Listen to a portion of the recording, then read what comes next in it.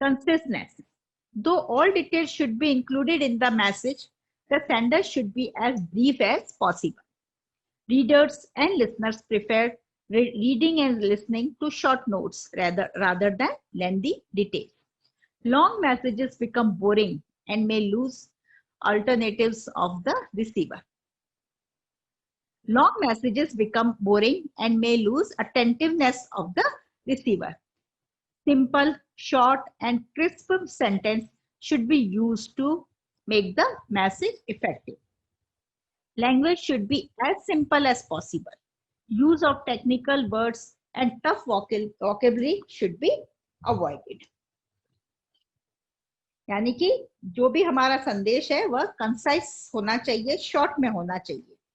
यह इस बात की पुष्टि करता है कि एक प्रभावी संदेश संक्षिप्त होना चाहिए तथा उसमें कार्य अथवा उद्देश्य के लिए प्रेषक स्वयं दृष्टिकोण रखने वाला होना चाहिए। Next point is develop listening habits. Some people are good speakers but bad listeners. यानी कि बहुत से लोग होते हैं बहुत अच्छा बोलते हैं, लेकिन जब उनको सुनने की बात आती है तो वह किसी भी बात को ध्यान से नहीं सुनते हैं। If managers want subordinates to listen to them, they should develop their listening skills. Also, they should be considerate towards needs, sentiments, and emotions of the receiver. किसी भी व्यक्ति के द्वारा प्रेषित संदेश तब तक प्रभावी नहीं माना जाता जब तक कि संदेश प्राप्त करता उसे ध्यानपूर्वक सुनकर उसके उद्देश्य का पूर्ण करने के लिए तत्पर नहीं हो जाता है। एक पक्षीय संदेश से उद्देश्य की पूर्ति कदापि संभव नहीं होती है। Next point is correctness. The message should be correct, authentic and accurate. Incorrect transmission will lead to incorrect action. While corresponding with outsiders, incorrect messages can spoil the company's goodwill and public relationship. प्रेषक द्वारा जो संदेश भेजा जा रहा है वह संस्था की नीतियों, बजट, उद्देश्यों, लक्ष्यों से तालमेल रखने वाला होना चाहिए, ना कि विरोधाभास रखने वाले जो भी होते हैं संदेश, वे अफवाहों एवं अपवादों से बचकर संदेश प्रेषित करने में ही संगठन की सफलता निहित होती है। Next point is courtesy. Politeness and courtesy are important contribution to effective communication. Thanking the other person for a favor, acknowledging his action or response, avoiding negative expressions, using empathy can make communication courteous and effective. यानी कि जो भी हमारा संदेश है उसमें जो हम बात कह रहे हैं उसमें आचरण की नम्रता होनी चाहिए या हम कहें पोलाइटनेस होनी चाहिए। एक प्रेषक के लिए मौखिक संदेश भेजते समय यह आवश्यक होना चाहिए कि संदेश में वाणी के स्वर का स्तर नम्रतापूर्ण होना चाहिए, तो लिखित संदेश में पूर्ण रूप से संयम एवं सहिष्णु भाषा का प्रयोग होना चाहिए। इससे भी संदेश की सफलता निहित है।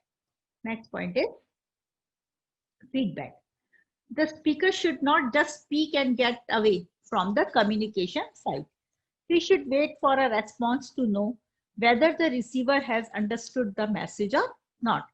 Feedback is an important element for effective communication. यानी कि जो भी बात हमने कही है उस पर जो सुनने वाला है उसकी क्या प्रतिक्रिया है यह जानना भी बहुत आवश्यक है। संदेश जब हम प्रेषित करते हैं उसके उपरांत संदेश प्राप्तकर्ता की प्रतिक्रिया को जानना भी आवश्यक होना चाहिए, अन्यथा संदेश का उद्देश्य ही समाप्त हो जाता है। इसके लिए हमें संदेश प्राप्तकर्ता से प्रश्न पूछकर, पत्र का उत्तर प्राप्त करने के लिए अनुरोध करके अथवा संदेश की प्रतिक्रिया को भेजने हेतु उत्साहित करते हुए संदेश की सफलता का आकलन किया जाना चाहिए। Next point is focus on needs. What the sender wants to convey should also be what the receiver wants to receive. Sender should analyze the needs of information at the receiving end before conveying the message. Communication should satisfy the needs of the receiver. यानी कि जो receiver है उसके क्या करना चाहिए? एक संदेश प्रेषक को संदेश भेजते समय संदेश प्राप्तकर्ता की संगठन में पद स्थिति, उसके ज्ञान, योग्यता, आयु का तथा परस्पर समझ के आधार पर शीघ्र ही करना चाहिए का ध्यान रखना चाहिए, जिससे कि शीघ्र ही संदेश का प्रत्युत्तर प्राप्त किया जा सके। संदेश प्राप्तकर्ता की सामाजिक एवं सांस्कृतिक स्थिति को भी ध्यान में रखना चाहिए। नेक्स्ट है consistency. Consistency should be maintained in sending message. The sender should not change his words and action regularly. यानी कि जो हम इसको कह सकते हैं कि द्विभाषी द्विअर्थी जो भाषा है उसका भी त्याग करना चाहिए। यानी कि संदेश प्रेषक को यह ध्यान रखना चाहिए कि संदेश प्राप्तकर्ता संदेश के मूल पाठ से परे नहीं चला जाए। Next point is next others are controlling on emotions, यानी कि अपने इमोशंस पे कंट्रोल करना, मनोभावनाओं पर नियंत्रण रखना। एक जो संदेश प्रेषक है, कई बार संदेश भेजते समय नकारात्मक स्वरूप में भी उसकी भावनाएं हो सकती है, तो उस समय प्रेषित संदेश का भावार्थ ही नष्ट हो जाता है। इसलिए संदेश में प्रेषित भावनाएं बौद्धिक एवं तार्किक होने के साथ साथ सकारात्मक भी होनी चाहिए। नेक्स्ट इज क्लैरिफिकेटिंग अजम्पशंस, यानी कि हमें क्या करना चाहिए, जो हमारी पूर्व धारणा है वो भी हमें त्याग करके ही कोई संदेश प्रेषित करना चाहिए। अगर हमारे मन में किसी के प्रति कोई पूर्व धारणा है तो प्राप्तकर्ता के सामने स्पष्ट और सही तस्वीर उभर कर सामने नहीं आ पाती है, और संदेश प्राप्तकर्ता को भी अपनी पूर्व मान्यताओं के प्रति स्थिर न रहते हुए गतिशील रहना चाहिए। Proper use of body language, यानी कि जो हमारी शारीरिक भाषा है उसका भी प्रॉपर यूज करना चाहिए, और यह सावधानी पूर्वक संदेश प्रेषक को अपने आचरण को नम्र बनाए के रखना चाहिए। आंखों की भाषा जो है ऐसी होनी चाहिए जो हृदय को छूने वाली हो, या हम कहें सकारात्मक शारीरिक भाषा संदेश प्राप्तकर्ता के लिए सकारात्मक जो है भावों पर आधारित होनी चाहिए। एलिमिनेशन ऑफ नॉइस, जो सबसे इंपॉर्टेंट है वह है शोर को, जो शोर नहीं होना चाहिए, वह हम कह सकते हैं कि शोर संदेश वाहन का सबसे बड़ा शत्रु है।